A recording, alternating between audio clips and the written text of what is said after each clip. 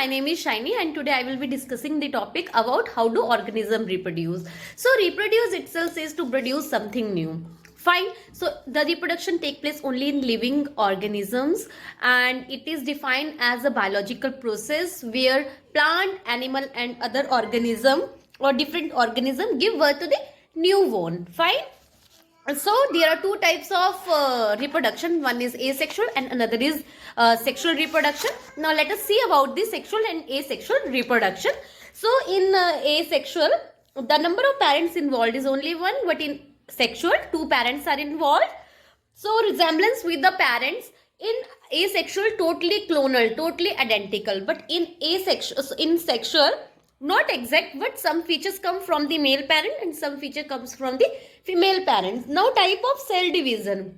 In asexual, mitotic or amitotic divisions take place, and in sexual, mitotic and meiotic divisions take place. Now in asexual, time taken is very less as compared to the sexual. Sexual, you know, newborn takes 9 months.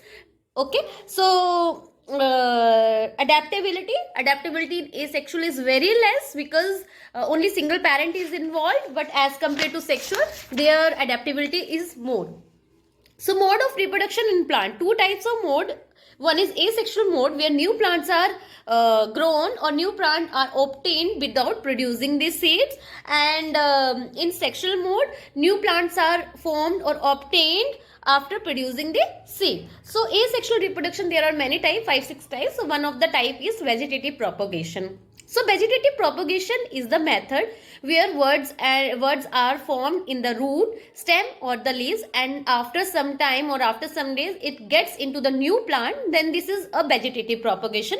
One of the example is potato. I have taken here. This is a potato and this is a root where a word is formed in the root, and then after some time, some days, and it form a newborn plant. So I have taken the zoom example of leaf also. Some words are formed here and after some days it will form a new plant. So this is the process of vegetative propagation.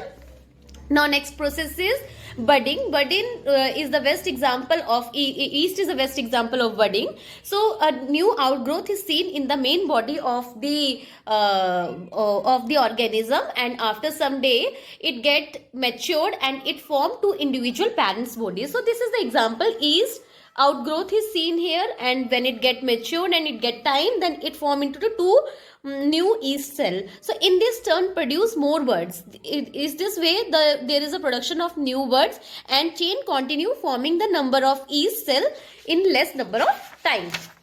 Now come to the fragmentation. So some of organism has an ability to break itself into two or number of fragments, 2, 3, 4, and becoming the individual and independent bodies. So one of the example I have taken of worm. This is a worm. It get amputation and it gets into two separate fragments, and this is the main fragment, this is the main body, and it get into fragmented, and once it get regenerated it form two individual body, but the growth is very less here, and once it get growth and it form a two individual and separate body. So this is fragmentation. Sporangiogenesis.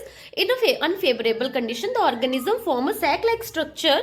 Here in this sac there are spores which is known as sporangium, and when it's get a favorable condition, this sporangium burst it out and the spores are released and they germinate to give rise to the new organism. So this is the sporangiogenesis. And micropropagation, it is a tissue culture process where the multiple of plants are formed to produce the progeny of plants. So this is known as plant tissue culture process. And now sexual reproduction in plant is, the example is pollination. So pollination, here the male part, that is anther, and the female part stigma are involved, where the anther is having the pollen grain which is transferred to the stigma, and from stigma it went through this pollen tube, and then it attached to the egg and in the ovary, and then it form a zygote, it form a embryo, then it form a seed, and then it forms a new plant. So this is the pollination process. Now comes to the